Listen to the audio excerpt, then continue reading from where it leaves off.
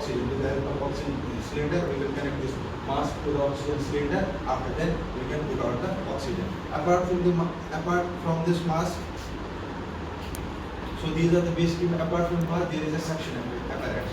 So with the help of a suction apparatus, we are providing the post-stream drainage. If there is an excessive sputum present inside the respiratory tract, patient is feeling difficult and patient is at chronic stage, there might be, with the help of an X-ray doctor, sometimes might be told that suctioning is must done in order to prevent the patient from any type of spasm or any type of lung collapse. At that time, we are using the suction apparatus. So these are the general types of articles which we generally use to perform the basic chest physiotherapy.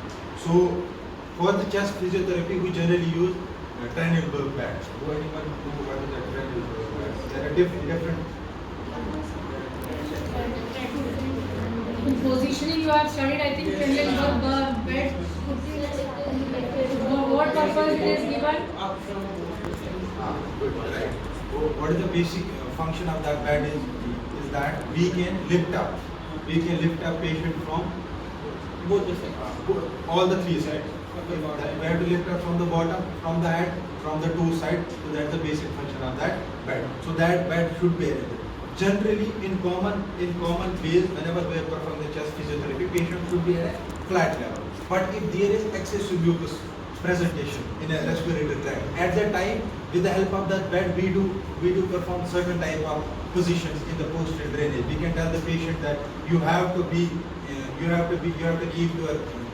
head and chin below the hip level. So there are certain types of, in a flat position, in a spine position, according to the presence of sputum in the patient and according to the comfortability of the patient. So if the patient has excessive sputum inside the respiratory tract system, we can't tell the patient that you have to be in a flat position, you have to be in a spine position. So there will be more consumption. So there will be alteration in a breathing pattern. So we have to maintain those things. So that is why for that purposes we are using these patterns. After the explanation of the procedure to the patient, after taking the consent, now we are going to start the chest physiotherapy. So for the chest physiotherapy, you have to keep in your mind, you have to keep what are the main sites where we are to perform the chest physiotherapy. Chest includes, it is close to the chest. From chest we can perform the chest physiotherapy.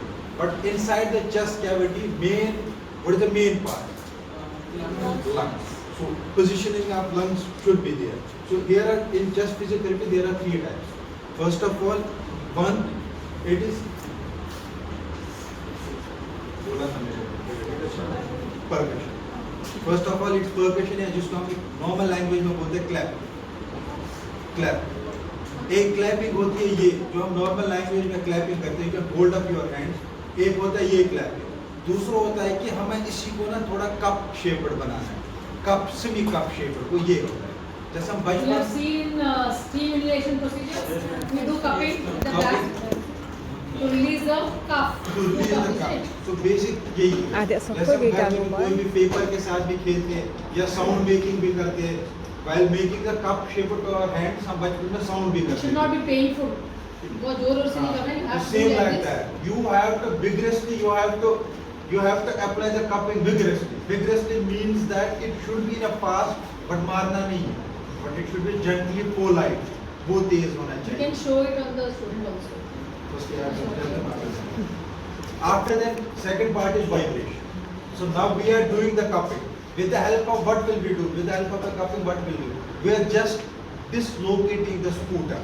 We are making the sputum, that sticky sputum, a little bit moisture. So in that, what will help that?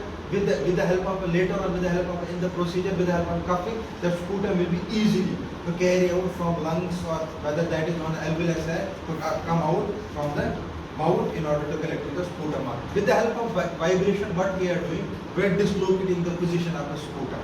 Once we are doing the vibration on a different apical area of the lungs. So what will happen with the help of vibration? Exactly, वो motion में आएगा. तो motion में कैसे आएगा? हमारे respiratory system में general what is the function of diaphragm? What is the function of muscle? कौन से muscles हम generally use करते हैं?